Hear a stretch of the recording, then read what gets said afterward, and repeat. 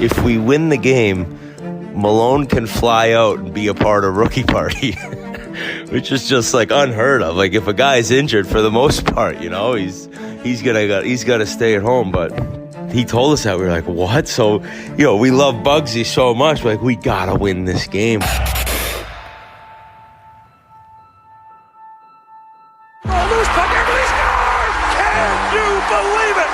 Wasn't a lot of time. I didn't realize there was only 5 seconds. I just jumped out into the crowd and started running towards them. So as I got the puck, all of a sudden I got rolled over. Here's Gretzky at the line. Whoa! He hit.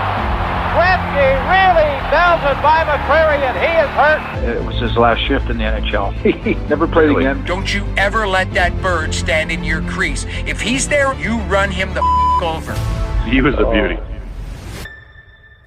I'm James Duthie, and this is Beauties, hockey's greatest untold stories, the podcast based on the book of the same name, which is now available. We're not going to share all of the book stories on the pod, just a few. Today's tale, Whit, Bugsy, and the overbooked private jet. A team desperately trying to win a game for a gravely ill teammate. It's the perfect formula for a tearjerker of a sports movie. Win just one for the kipper. Unless, of course, that player isn't dying, but is just missing a road trip, and the team wants to win so he can come to the rookie party. That's how much the 2006-2007 Pittsburgh Penguins loved Ryan Bugsy Malone. The Pens are a team on the rise. Sidney Crosby is already the face of the NHL in just his second season. Crosby is shot. He scored! Rookies Evgeny Malkin and Jordan Staal have joined him to form the best trio of young centers the league has seen in ages. Marc-Andre Fleury is a budding star in goal. Shoots, big save by Fleury, another one. And veteran Sergei Gonchar leads a defense corps that also features a 23-year-old South Boston kid and future podcasting legend / vodka mogul named Ryan Whitney. I love that team, Whitney says, and everyone on the team loves Bugsy Malone. Just one of my favorite all-time teammates, just the biggest guy, always was in a good mood, making guys laugh. Just everyone's favorite teammate, Bugsy Malone. He'd be pulling pranks, but he'd be also pumping guys up. He was just who you always want to hang around with. He steals 3 pairs of Whit's dress shoes that season. One he nails to a locker, so Whit has to wear sandals on the plane. One he spray paints fluorescent blue. Whit actually got a lot of compliments on those. And one he puts a dead mouse in. But Whit loves him. And can Bugsy go? The boys go out for drinks with him and think they can keep up, and they are completely destroyed the next day. Meanwhile, Bugsy's fine. They'd say, "You got Bugsy'd." On one episode of Spittin' Chicklets, Whitney's crazy popular podcast, he ranks Bugsy first on an all-time list of guys I want next to me in a bar fight. But Bugsy isn't there for Whitney, and the bars are on the bench when the Penguins head to Philadelphia for the start of an early season 4-game road trip. Bugsy has been injured in a fight with Rostislav Klesla of the Columbus Blue Jackets a few nights earlier, and is forced to stay back in Pittsburgh to heal. He's missing history.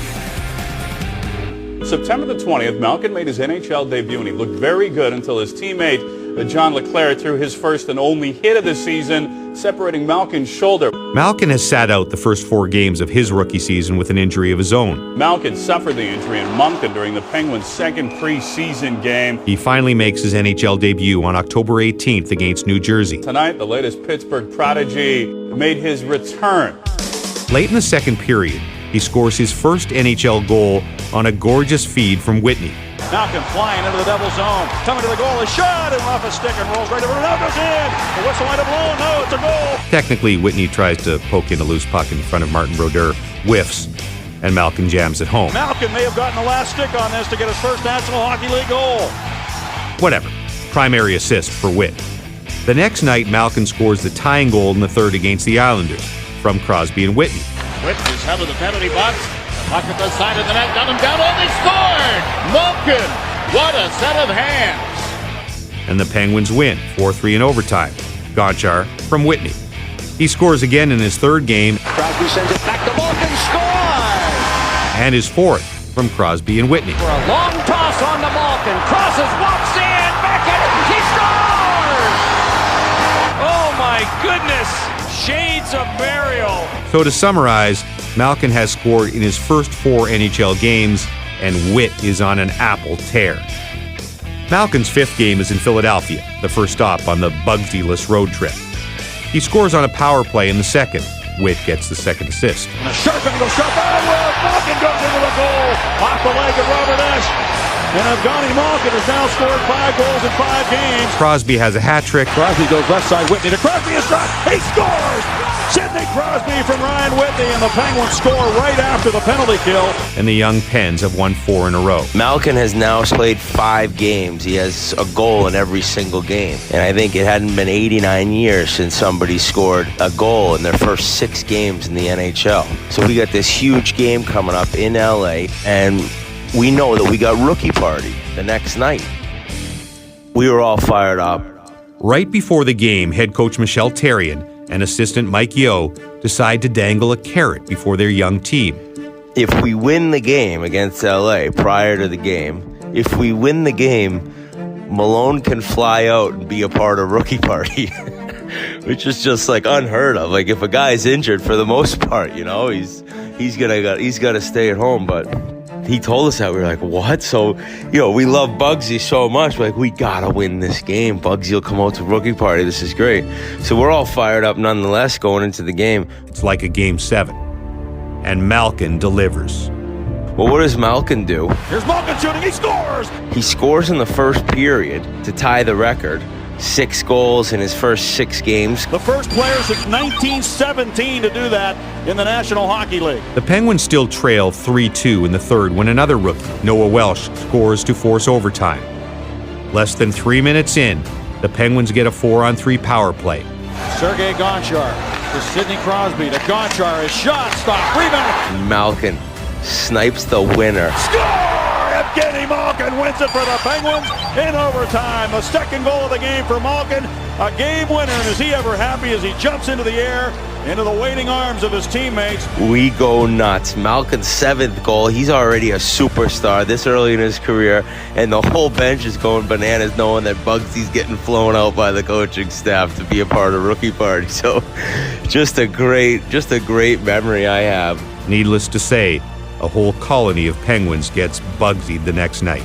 Everyone loving a teammate who couldn't be there at the time, and the rest of the team getting the job done, and the coaches being cool enough that they'd bring them out for a fun night the next night to be a part of everything. Remarkably, that's not even Whit's best story from that season. 3 months later, he gets named to the Young Stars game over the NHL All-Star Weekend in Dallas, along with Malkin and Stahl. Crosby, of course, will play in the real game. So the league, though, they send you first class. Obviously, anyone who makes the game, you get first class tickets out there. So that's great. I'm like, nice, first class, Pittsburgh to Dallas, All-Star Weekend. I'm having a great year. I'm just fired up. But then he hears he doesn't even need the first class seat because Mario Lemieux has a private jet to take them all there. Oh, that's even better. Are you kidding me? I don't even have to go to the airport. Flying a PJ with Mario and Sidney Crosby. And naturally, I am like the most insignificant person of the bunch, whether it was Stahl or Malkin joining us, and it didn't matter. It was like I was way at the bottom of the totem pole, but I still was getting to go. Well, what happens? I show up to the plane. I'm in the hangar waiting to walk on the plane, and I'm like, I wonder how big this plane is, because I saw Mario, his wife. I saw Sid and his parents. I saw whoever it was, Malkin or Stahl, and then there was somebody else, I believe. Well, wouldn't you know, there were no seats. So I had to sit in the bathroom. I sat in the bathroom when people had to take a piss. I just got up out of my seat, went and hung out for a little bit, and then when I wanted to sit down, I went back to the bathroom in the private jet. So that was so funny. And believe me, I didn't give a shit. I was on a private jet with Mario Lemieux. Then I go hop on a jet. What a moment that was. Whitney would play 9 more seasons in the NHL, but none would match the magic of 06-07. Until maybe 2019, when his podcast blows up and Whit gets a vodka named after him. Now an entire generation can get Bugsied on Pink Whitney. Mario and Sid had no clue they were in the presence of another soon-to-be legend on that jet, sitting behind them on a toilet seat. Beauties is written by me, James Duthie, and produced by Christoph Mamona. with the support of TSN and Bell Media. The book Beauties is available wherever you get your books. I think you'll like it. Beauties, they call them beauties, yeah, yeah, yeah, yeah. They play that game their own way, 'cause they're beauties.